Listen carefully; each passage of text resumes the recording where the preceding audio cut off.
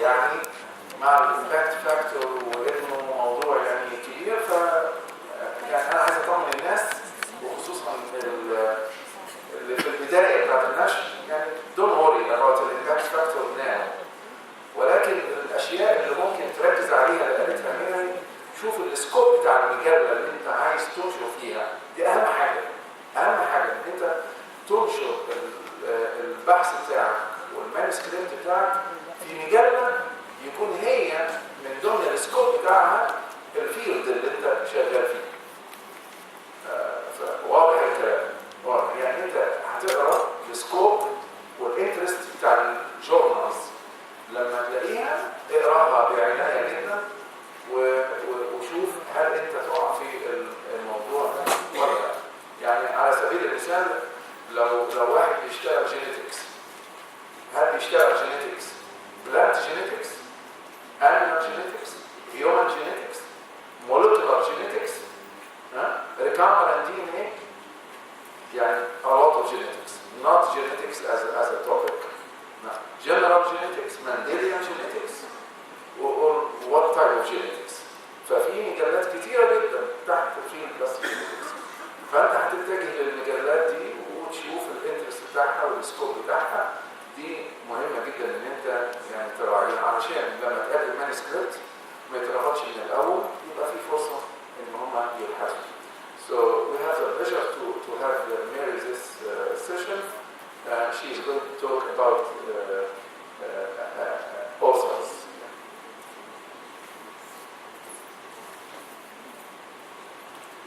Okay, thank you. So tonight we're talking about things to do before you write. The first was to select a journal. Now we're going to talk about authorship, because it's one thing that's good to do before you're writing a manuscript. Authorship is about two things. It's about credit, and it's about accountability. Credit means the new knowledge that you're publishing is now attributed to you. You can take credit for it. But by publishing it, you also are responsible for that information, for the accuracy of it and the truth of it. So it's important to recognize both of these being important factors of authorship. Authorship really begins when you're planning a study, because we need to decide when we're doing a research study who's in charge of this study, who is taking the lead in this study. If it's your study for your master's or your PhD, you're the lead investigator, and therefore you'll probably be the lead author of the manuscript from your work. Who is your primary advisor or your mentor? Because that person is working very closely with you, and therefore you'll also likely be an author on your manuscript. In fact, you will be. And who are you collaborating with? Are there any, maybe no one else, but there may be other people that you're working with, or who are helping you with one aspect of the study to plan it and to carry it out. So as you're planning your research and seeing who's doing what, this is the time when you should be thinking about authorship and who will be an author on the paper that results from the work. It's really helpful to, now that you've finished the research, to decide before you start writing the manuscript who's going to be an author. Part of the reason for this is because authorship can be controversial. You're going to have to make decisions sometimes about who should be an author, who shouldn't be an author, and it really is helpful to do this before the manuscript is written and ready to submit. Once you've written the manuscript, you can reevaluate who the authors are, because, for example, maybe you had to get someone else involved while you were writing the manuscript to help you finish up an experiment or to do the statistics on the work, and they contributed a lot. So you might have to add an author, or maybe someone who was going to be an author didn't follow through on their part of the work and would no longer be an author. So you're thinking about authorship while you're doing the study. You're going to decide on authorship preliminarily before you write the paper, and then after you've written your paper, authorship. The website I mentioned yesterday by the International Committee of Medical Journal Editors they published this document called the Uniform Requirements for Manuscripts Submitted to Biomedical Journals. And it has a very good section on authorship and contributorship. And I would highly recommend that you look at it when you're thinking about who should be an author on your paper, because these guidelines are used almost universally by editors of biomedical journals and many other journals as well. What their guidelines say when you ask the question, who should be an author, is that an author should be someone who has made substantive intellectual contributions to the study concept or the study design, to data acquisition, getting data, generating data, or analysis of the data, or interpretation of the data, and who takes responsibility for at least a part of that work. So that's a lot to think about. It's a big sentence. There's a lot of possibilities there, but this is probably the key word is substantive intellectual contribution. All of the authors have a role in drafting, editing, and approving the final manuscript. The lead author generally takes the most responsibility, but all authors need to contribute. And all authors need to be at least familiar with the content of the manuscript, even if they only worked on one part of it. And because they're taking the responsibility, once they're an author, for defending that work and taking the accountability part of being an author. Who shouldn't be an author? The guidelines of the medical journal editors indicate that it's not sufficient to be an author if you only supervise the laboratory where the work was done, because that's not considered a substantive intellectual contribution. You shouldn't be an author just because you're the head of the department or because you got the funding for the study, although often the person who gets the funding is the person who is the lead author. It's also not appropriate to allow your friend to be an author because they need an extra paper on their CV, or to allow other people to be an author to honor them or as a guest on a paper. Authors really need to reflect who has done the work and who's taking the responsibility for the work. The term ghost authorship is used where people have someone else write a paper for them and publish it without having their name on it. They're putting their own name on it. So in many parts of the world, it's very common to put the head of the department on a paper, and it's considered a very great honor to be added. But it's important to recognize that as authorship is defined by journal editors, they expect that the authors who are listed on a manuscript to have had a strong intellectual contribution to that work. It's also important to give credit to where credit is due. So in some situations, people feel that they should have been an author, but they were not asked to be an author, or they were excluded from a paper. So be sure to consider carefully all the people that did contribute and not inadvertently leave one or more of them off. In general, no single formula is going to work for all of you and for all your papers.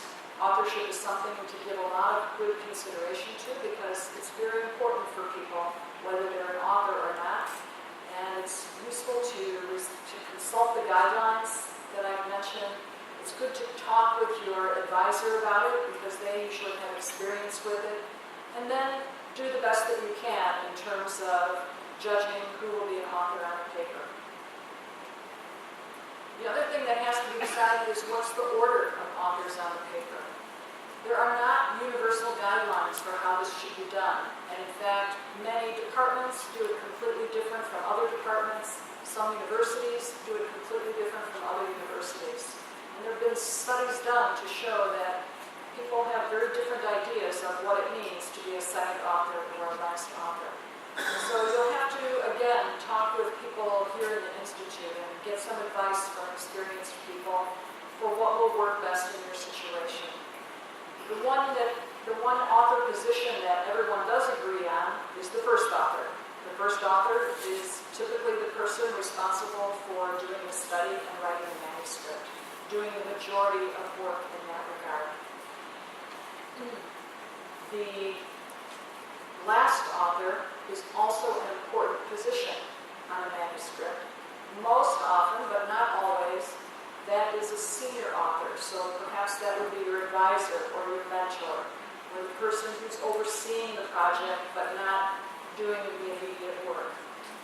The second author position is also an important one, but it's not as universally agreed upon. It could be the person who did the second most amount of work after the first author, or sometimes it's a place where some universities use the second author for the mentor or the supervisor. So again, the first, second, and last position are the most important ones, and how you use those for your authors depends a little bit on the culture of your institution. The other authors who are in the middle typically are listed in decreasing order of their contribution. But even that isn't universal. Some people use alphabetical listing. And there's no more importance, really, to being the fifth author instead of the 20th author. So really the main important author positions are the first, the second, and the last. How many authors is too many? This is an article that came up in PubMed. It's a physics paper, measurement of some asymmetry and decays in radioactive material. And physics papers are notorious, well known, for having many, many authors, hundreds often, and sometimes up to 1,000 authors. This is somewhat unique to the field of physics, but it points out that there really is no right or wrong number of authors on a paper. It's more important to go back to the guidelines of who should be an author and base the number of authors on the number of people who qualify based on that guideline. In the physics field, they have a tradition of including people who, for example, are working in with large pieces of equipment that require many people to support, and experiments sometimes go on for years. So that's one of the reasons that they have very many authors. It's certainly not the norm in biomedicine or even other types of sciences. But again, don't worry too much about the number of authors. Rather, think about whether they qualify as authors. Here's a paper that was published in Nature on human malaria in gorillas. And when we're talking about authors, we're talking about the authors who are listed in what we call the byline underneath the title. And there's quite a few authors on this paper. And I'd also like to point out, though, that some journals now, and an increasing number of journals, also have a section for what they call contributors. So this is the byline. The contributions are usually listed at the end of an article and look like this. All of the authors in this particular article contributed to the acquisition, analysis, and interpretation of the data. Authors WL, MP, etc., initiated and designed the study. These authors performed the malaria testing. These authors performed the microsatellite analyses, etc., etc. Journals are asking authors to provide this information as a way of helping authors become more accountable and upholding the ethics of authorship in the journal. So they are asking authors to say exactly what they did for this article and publishing it as the contributor, the contributions for each of the people there. So you may find this, depending on which journal you publish in, that you're asked to provide the specific contribution for each of the authors. Some journals also ask that you designate the guarantor, which means the person who's willing to guarantee the truth of the article. This is probably because when you have a lot of authors on a paper, sometimes it's hard to find one who's really going to take responsibility for the paper. And again, it's a way to uphold the principles of good authorship. There's another opportunity to recognize people who have contributed to your work. If they haven't substantially contributed intellectual content to your work, it might still be appropriate to acknowledge them in the acknowledgement section at the end of the manuscript. So here's an acknowledgement section at the end of a manuscript. And these are for people who maybe haven't done so much work contributing to study design and so on, but they have contributed in an important way to your study. For example, maybe they provided reagents that you needed. Maybe they did some technical work that was part of their routine work, but it still contributed to the study. Maybe that's a good place to recognize the support that you get from a department chair. Or someone who assisted you in writing or editing the manuscript.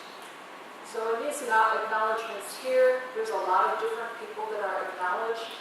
This person provided plasmids, which are biological components of genetic material.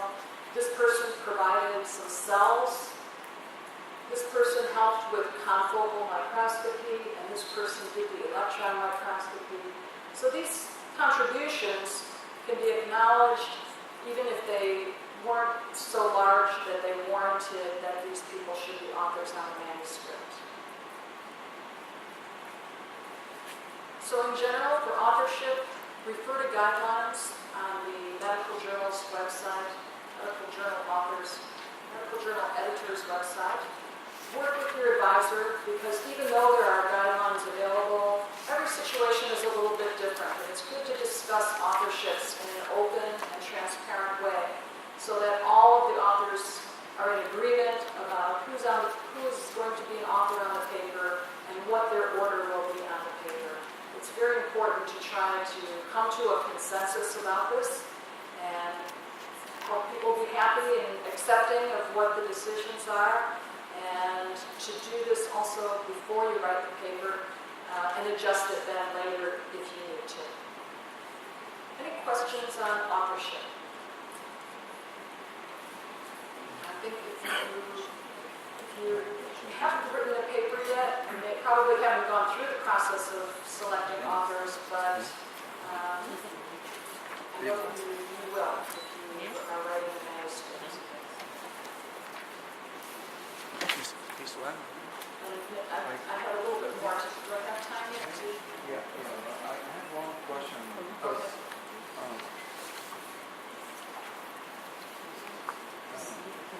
on my class before, there was a lecture for writing the thesis also, and there was a discussion about the order of author. So we heard last week or the week before that first author is the one who owns the idea. Whoever owned the idea, whoever the man of the idea, will be the first author. I think this is there is a conflict between this and what you said. But what I published before in the States, my professor was the last one, and I was coming from Egypt, and to find myself first author, and my professor is the last one, was a surprise.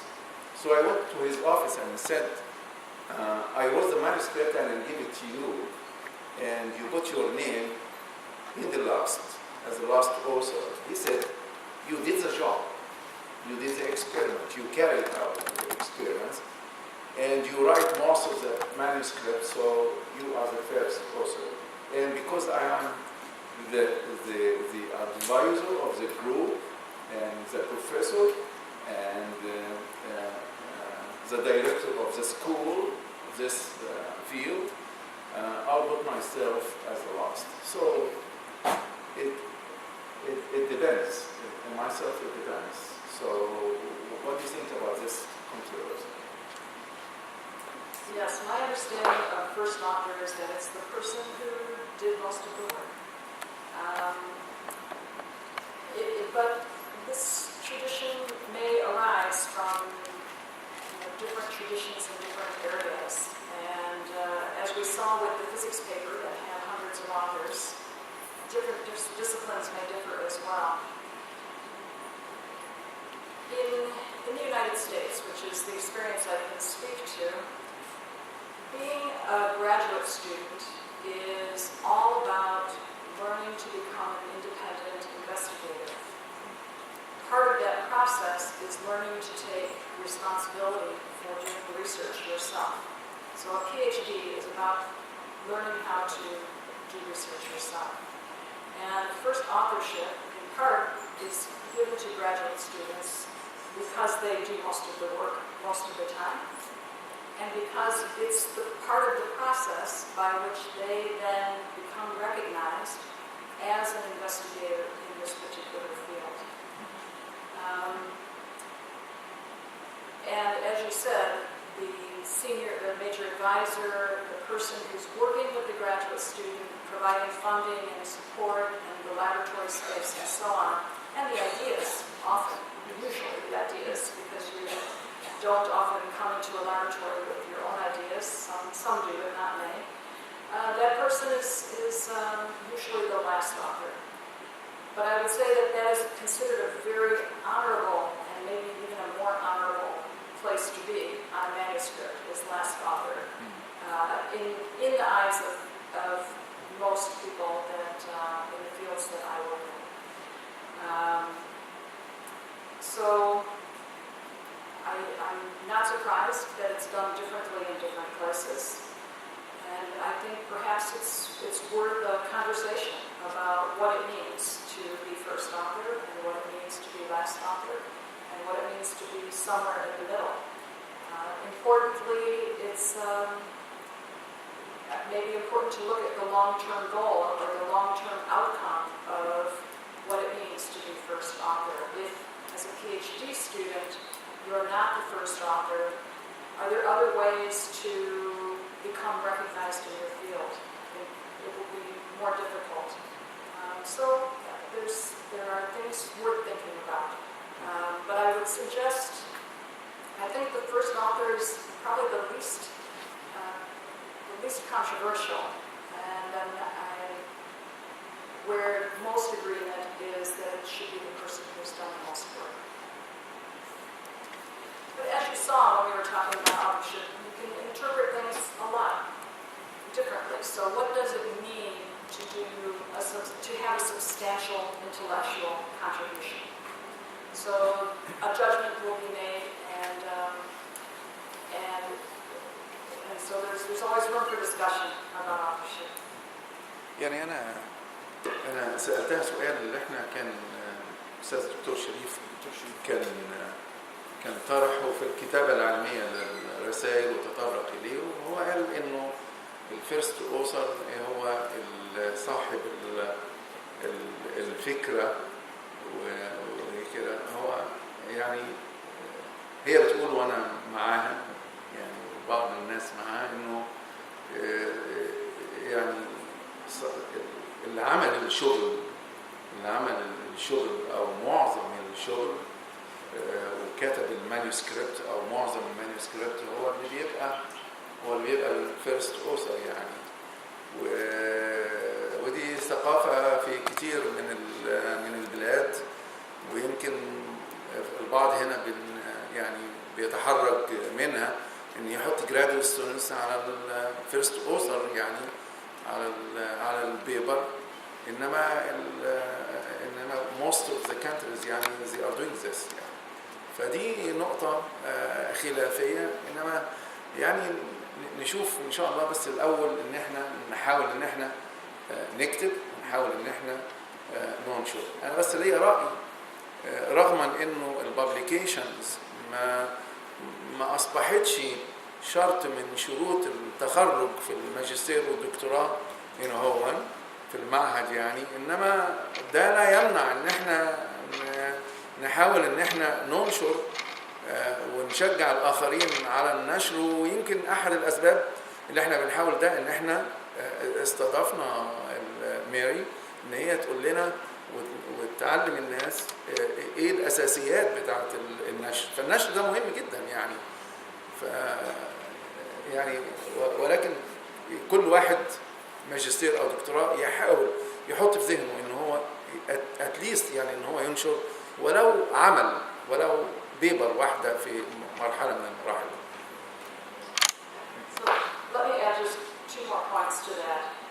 In the United States, our graduate students are expected to have at least 2 or 3 first author publications as evidence that they've completed their PhD. So by having that expectation, we're upholding it in the way that we define our authorship. Secondly, and I don't say we because we're only doing that in the United States, but in general. Secondly, other institutions or countries may have a perfectly valid way of defining authorship differently. What it might be worth thinking about, though, is how that's interpreted by people from other places. So this is part of the problem of not having rigid rules about authorship, is that we all think something different sometimes when we see a first author or a last author, because it's not completely understood the same by people in different disciplines or people in different parts of the world. Okay, well let's move on because it's getting late, and I want to spend a few minutes talking about your approach to writing, because we've almost completed everything that we need to do before we start writing. We've selected our target journal. We have established our authorship as we know it, and now we want to get to work. So what do we need? We need to think about 4 things. We have to get the guidelines for authors for our target journal. And it's absolutely essential to do this before we start to write, because as Professor Taha said earlier, author guidelines for specific journals will give you very explicit instructions on how they expect articles to be formatted and even written. And so by selecting your target journal beforehand, now we know which guidelines we need to follow. You want to focus on your message. What is the main message of your paper? There are a lot of papers that are out there in the literature that you read and you just don't quite know what the point was of the authors. By focusing on your main message, you carry that with you as you're writing through the paper, and it will come through loud and clear. And that is very helpful for you in focusing on what's important and what's not important, and it's really helpful for the reader. We need to gather and organize some materials that we're going to be using for writing our paper. And then we're going to begin the drafting process, and I'll talk about drafting, editing, polishing, and proofing your paper. All right, let's start with these guidelines for authors. I mentioned that they're a key reference document for you. In different journals, there are different lengths and different content. Some are very long, some are very short, but importantly, you want to follow these guidelines in every way, because a journal that receives your paper, if it's not in the format dictated in the guidelines for authors, they might just reject it immediately because they get many manuscripts and they have to prioritize them, and they won't waste their time on a manuscript that hasn't followed directions. So at the worst, your manuscript could get rejected. At the least, it could be delayed. I can give you an example from my own recent past. I submitted a paper last year to a journal that had a requirement that manuscript was delayed because of one extra word in the abstract that caused me to go back and forth with revisions and trying to get the proper number of words to fit in the field available to me online. So I lost 1 week of time just trying to deal with a journal that refused to accept an abstract that had an additional word because their computer was counting words differently than mine was. All right. Here are some examples of the information that you'll find in the instructions for authors. You'll find the aims and scope, and we've already talked about how important that is for making sure that you've selected a good target journal. It's going to tell you about the types of manuscripts that the journal publishes, not just the content, but the kinds of format. Does this journal publish review articles? Do they publish brief communications? Do they publish what types of original research, and how are the sections for those papers organized? They will tell you any word limits, which are essential to follow. They'll also tell you other technical specifications, how to format the references, abbreviations. Often they'll indicate specific nomenclature that you need to use or terminology, the type of units, the kinds of document file types that you have to have, and how to organize your tables and figures. Some guidelines for authors will give you some really excellent writing guidelines, and it's worth going to your target journal and looking even in a few journals. In fact, some of the information that I'll present in this workshop are great tips that I found in the instructions to authors from different journals. They will also tell you about language and about what languages the journal is published in, whether you can have an abstract in more than one language in a journal, which is sometimes useful for reaching a wider audience. Many journals will give very detailed statistical requirements, and many of them have a statistician, a person who's an expert in statistics, who's going to be reviewing your paper. So you really need to follow the guidelines about statistics. And then they're also going to tell you the editorial policies.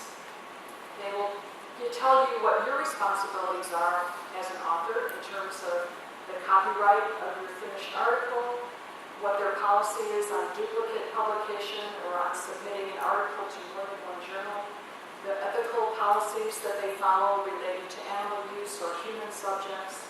And so those are very important for you to know before you start writing your manuscript.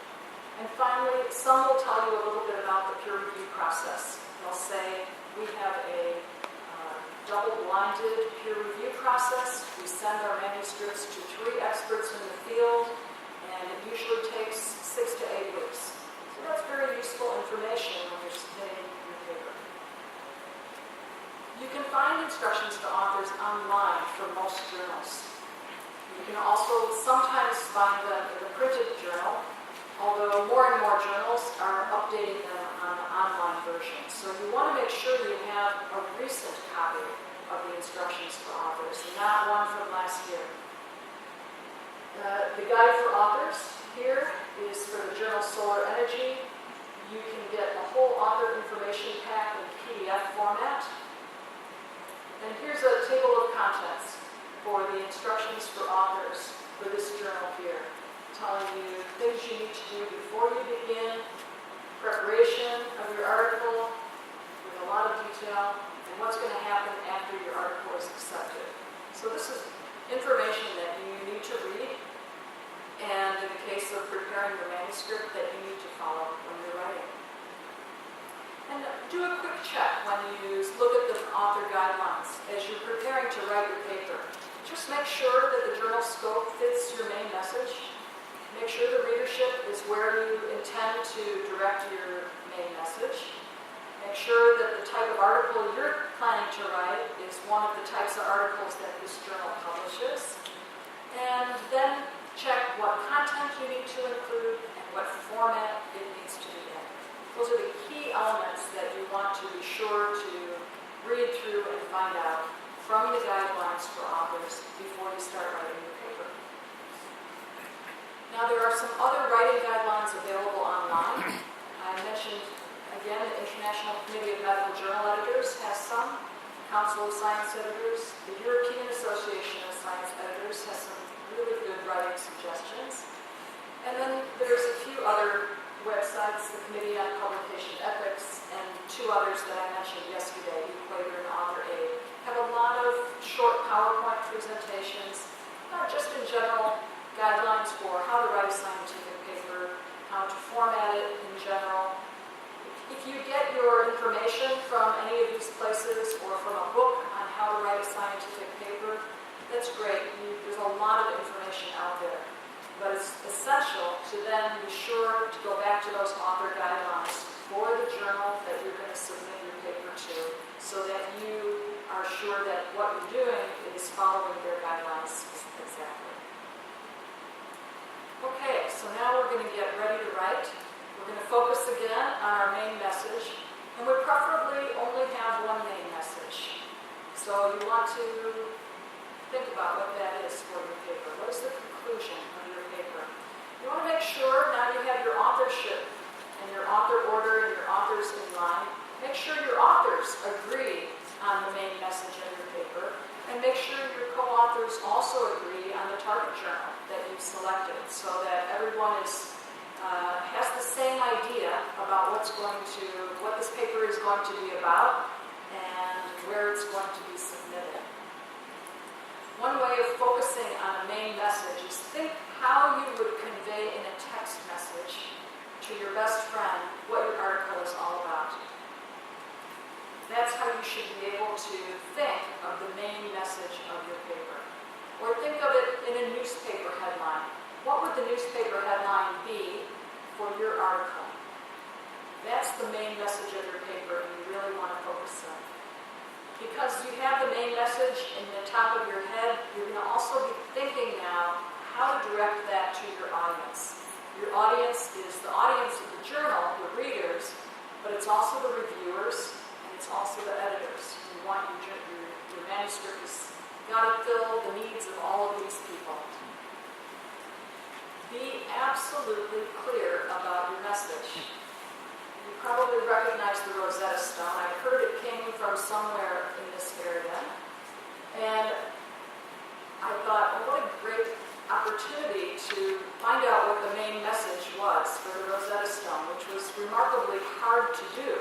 There's a lot of translations of it out there, but it's very hard to find out what the point was of this Rosetta Stone. I think it was that there's a new feast day established to honor King Ptolemy. All right. I had to read through a lot of translations in order to find that. It's the same with your article. You have a lot of data.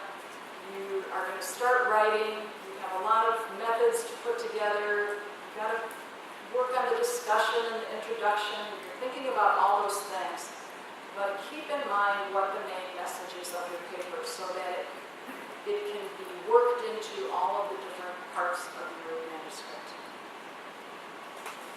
All right, a few clues on getting that main message home. You want your message, like I said, to be short. It should have a verb, and it's not usually exactly the same as the title. Here's an example title for your paper: Trace Elements and Fish Species from the Marine Coastal Waters of Egypt. All right, that's a good title. It summarizes the work that you did. But here's the message: that the trace elements are highest in fish near the sites of industrial pollution. So that's the message that you want to keep in mind. That's the message that needs to come out from your abstract, that's going to justify your introduction, and that's going to drive your results and end up in the conclusions of your paper. So focus on your main message as you're preparing to write. Write down your main message. Make sure you know what the main point of your paper is before you start writing.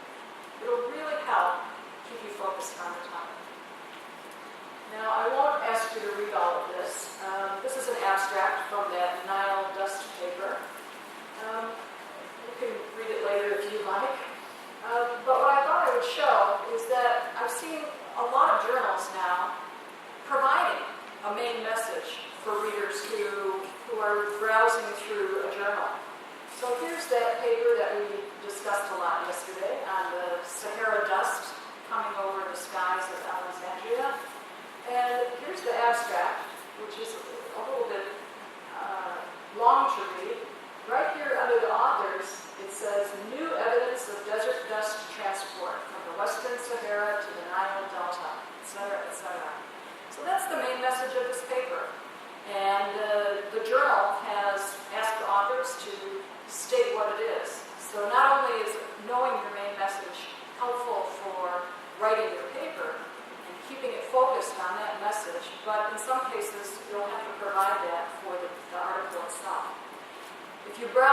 journals online, you'll see this just below the title of many journals in the table of contents. There will be a short sentence or a brief paragraph indicating the main points of the article.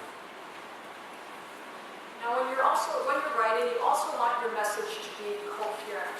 And I want to just emphasize that while a thesis is potentially a very big body of work, it may need to be split into different parts. Make sure each of the parts has an important message.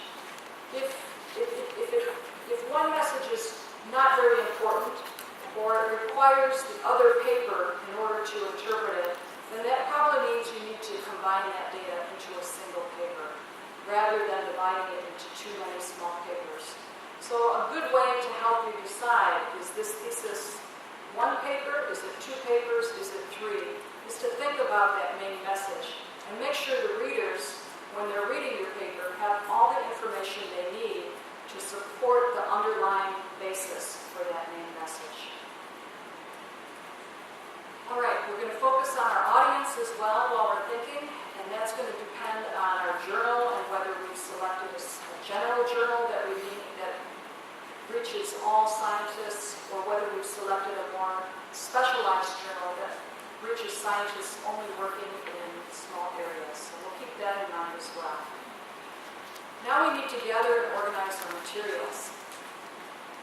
And a good suggestion that I use myself and that I came across is to have a file for each part of your manuscript, sort of like these jars that they used to put the different organs into in the Pharaonic times.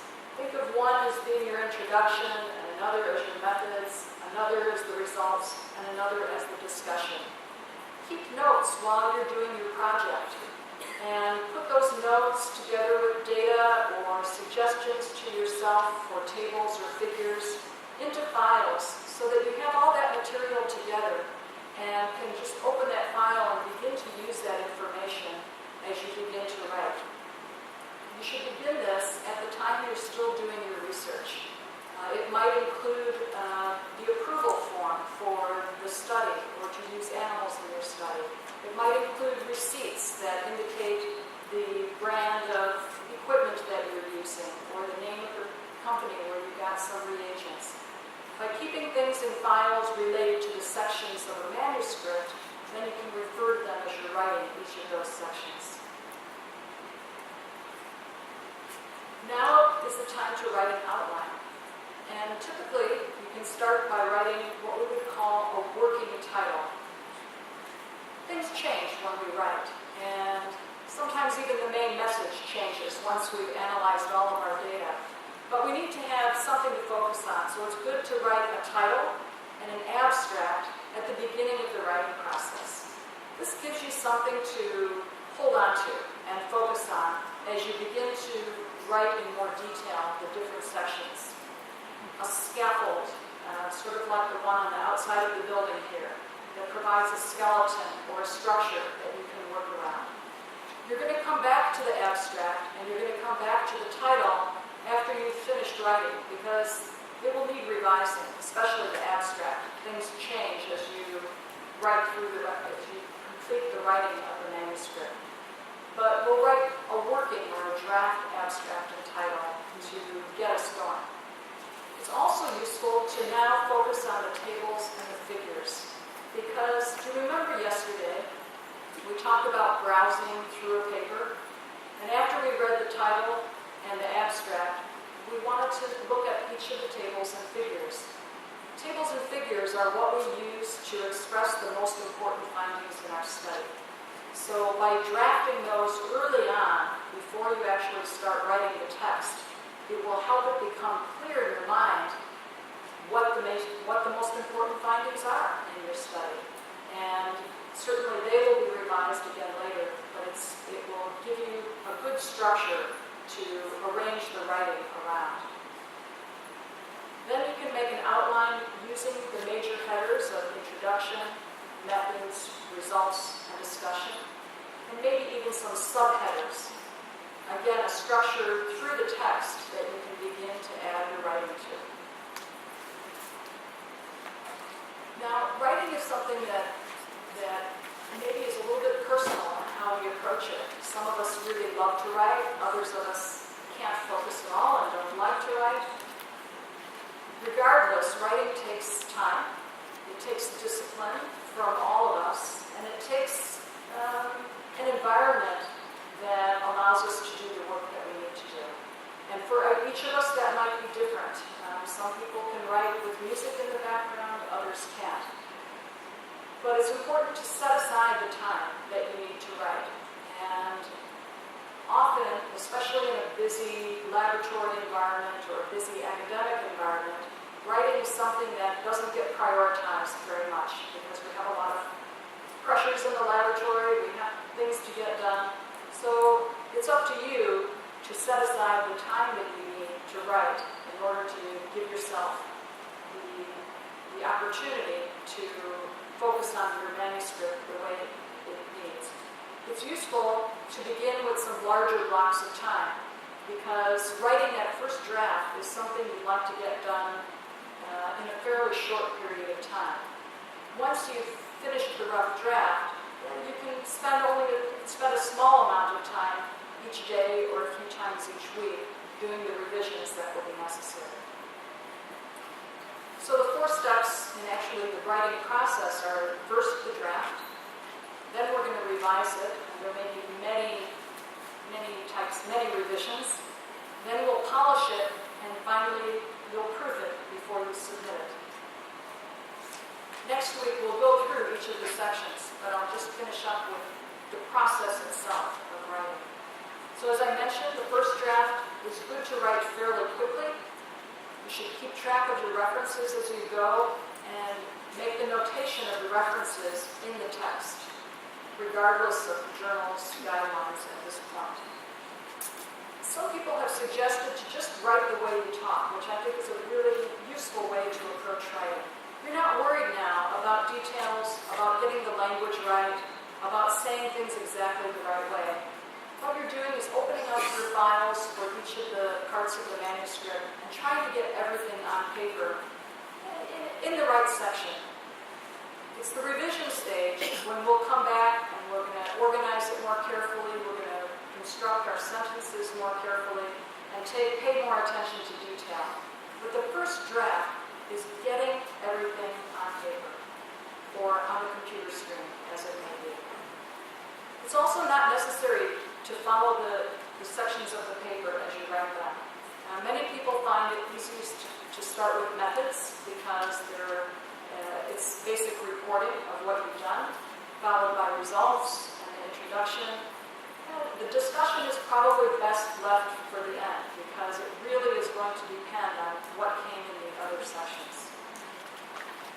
After you've done that first draft, you want to step away from it for just a moment, just a while, maybe a week or two, because you've had to do a lot of work to get it all on paper, and then you just want to let it rest in your mind for a while. Think about it, and you'll have some new ideas come to you before you visit it again.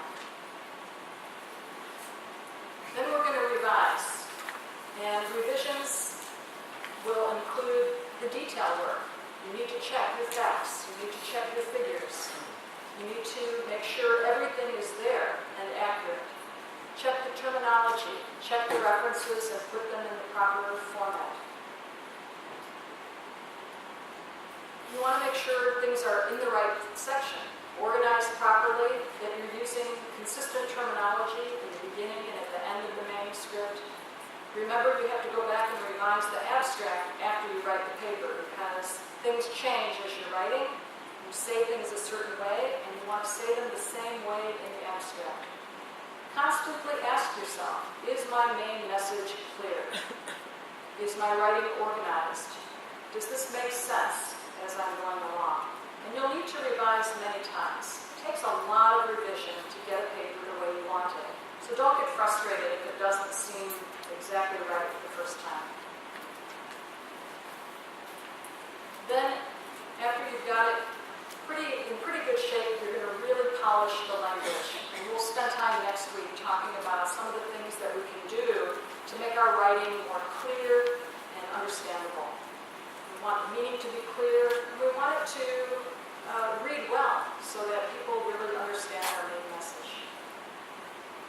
And then before we submit it, we're going to proof the paper.